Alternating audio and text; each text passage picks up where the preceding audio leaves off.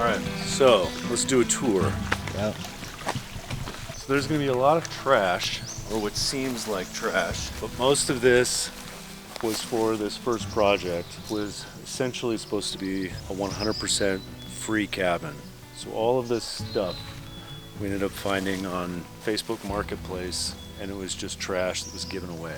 So we got these windows. Like all of this was old fencing that somebody had ripped out. Just had to pick it up. Pallets. There's this old metal that came out of a chicken coop. This was, somebody had a carport and they wanted the carport gone, so we went in and broke it down. These are pallets that were all broken down. This tree fell last year.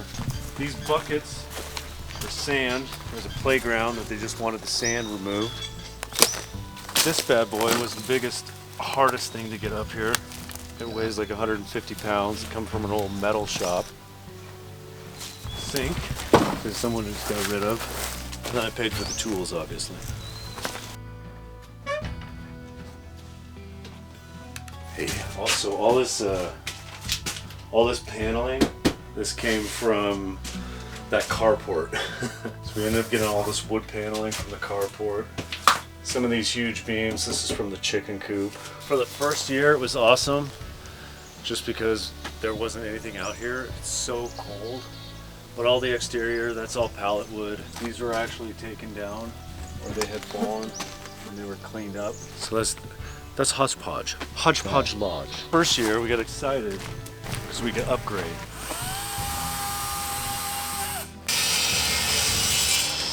Also, tell us about this spot. Where are we?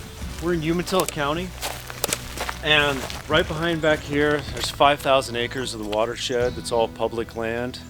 The only access is through, there's 3 lots right here. Everything else is national forest. So the only real access to it is through this, or you have to drive up an old logging road or fire road. I really wanted to be on this side. There's a creek or bridge that we ended up walking across. I wanted to be on this side because it's back far enough away from the road, not that we get a lot of traffic. I wanted to be in the woods, in the wilderness. So this project came about with my buddy Jared, who's a master builder. And one of the things that happened is this tree, which is fallen now over there, this one was completely dead, and the top of it had started to break and fell down on this area while Jared was out here. He heard a snap, didn't have his AirPods in that day, thank God. So we ended up calling a guy and we asked him if he could take these trees down. He said yes, and then he said, I also have a mobile sawmill and I can get all of the lumber that you guys need if you want. And that's what started this project. With your construction expertise, you want to talk about how you put it together? Well, basically, I made a jig to measure out everything, all the mortise and tendons. This is a dovetail right here, 8x8 timber frame, 2x4 wall that allows the timber to be seen. Basically, put up 4 posts. Just use plywood. Plywood really helps keep things square, and it's tongue and groove on the bottom as well. Once that's in, I went ahead and mortised in the posts. Temporarily put them up to get all my measurements and put them back down. And then cut everything the same, made like a Henry Ford assembly line to where everything was made off a jig and every measurement was the same. So basically made 2 cabins and kept one face open and met them in the middle. The only thing that's tying them together is basically the metal on the roof, which is overlapping. You want to brag about your stairs? Yeah. So what I did was we had some alder that was milled. Yeah, it looked really nice. So I wanted the stair treads and the trim to be made out of alder. And used plywood or finished plywood to coat the walls. And for this wall right here, I made the grain just kind of flow with the stairs instead of straight across or straight up and down. I used a Craig jig screw set to glue and screw all the treads together because none of them were that width, so I had to put them together. I'm gonna have to come back in and put some glue and sawdust in here to fill in these cracks. Little things. I got my skirt base molding right here, which I'm going to end up putting a little piece of bull nose on top of that. Put these treads up on it, and then used 2 stringers to go from that to here, this post to this post. And made a nice little opening down here. Later on, maybe we could put some shelving or whatever in there. So originally we were thinking about either a composting toilet or an incinerator toilet or something, so that if you need to go to the bathroom in the middle of the night and anyone's sketched out about going outside, we'll have something that's contained. Had to make everything, basically. Had to make the door, because everything's custom here, other than the plywood. It's the only thing we had to buy, basically, from Home Depot. We'll put in the flooring. This is Home Depot. This is going to be, was it pergola? Pergo? Big part about this is I have 4 dogs. Just for ease and life expectancy, that will help a lot. We recycled that wood stove. Oh yeah. God, that place, man, they have everything. Yeah. And then, the tile we had to get from Home Depot. And when it comes to tile and cabins, nothing's going to be straight or flat, so it's going to look like everything's uneven and whatnot. So I had to take my wire brush on a drill and clean that whole thing. And windows we got from Facebook Marketplace too. Which are basic storm windows, 3 foot by 4 foot. Yeah, these came off. There was a church in town that basically got a grant to go through and redo all their windows and update them. So they had uniform windows that they were just giving away, and we got tons of them. We have extras. It's crazy. Jared is definitely the talent. Well, you did help me put up that ridge pole. We had some wood going across, like joist, and plywood on top to, instead of scaffolding. Yeah, that was a little sketchy. That was a little sketchy. Right now I'm working on trim, alder window trim. Once the trim's done, I'm going to get on the railings for the top here, loft, and the staircase. We're using, is it 3/8 rebar? Yeah. For ballast, and then just regular pine or Douglas fir or whatever species of wood this is. Species.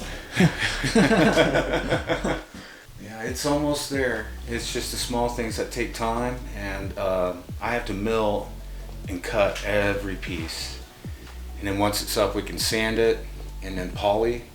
Once it's polyed, then I can put in the floor, because I don't want to get drips of poly on the new floor. Once the floor is in, I can put in base molding, and it's done.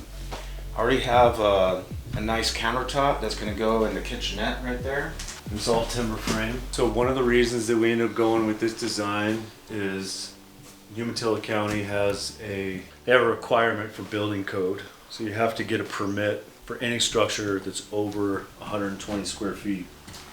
So this is actually 2 structures that are both 10 by 12, and they have separate foundations, and they're separate units, and they're side by side. That way we could actually build without having to get a permit. There's no electricity, there's no plumbing. So this is loft area. This will end up just basically being the bedroom, and then everything else downstairs. And we were trying to get as much glass in on this side. And then where those windows are, I think that's going to be the most expensive part of the project. Is we're going to put custom glass windows up in there. We haven't got to that stage yet. It gets really cold, so this plywood will actually be pretty resilient against that. We got all these raspberries coming in.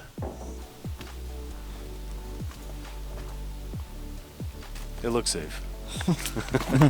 It looks safe. I guess that's fair enough judgment. Don't need any more proof than that. It looks safe. Looks safe. All right, so this is kind of the playpen. So we bring the boys up here, and we ended up throwing together like a little teepee. And then we have a massive fire pit, and we have some stuff. But we did some camping last summer, and we anticipate doing a little bit more, but it's still hot. One of the things that I've been worried about is having this bridge washed out, because these massive, like these crazy boulders, like these things, when winter ends and they just start like coming down like freight trains, we'll start to get like these dams that are built up. They have to be cleaned out, because if they're not, that ends up building along the sides, and then it kind of recreates what happened. And how often would you say that the water comes down? How often? Yeah. So this is low season. It'll be this way until it freezes, and then as soon as spring hits, the watershed is what feeds all of Walla Walla. So as this melts, this just gets crazy, and then it slowly dies down.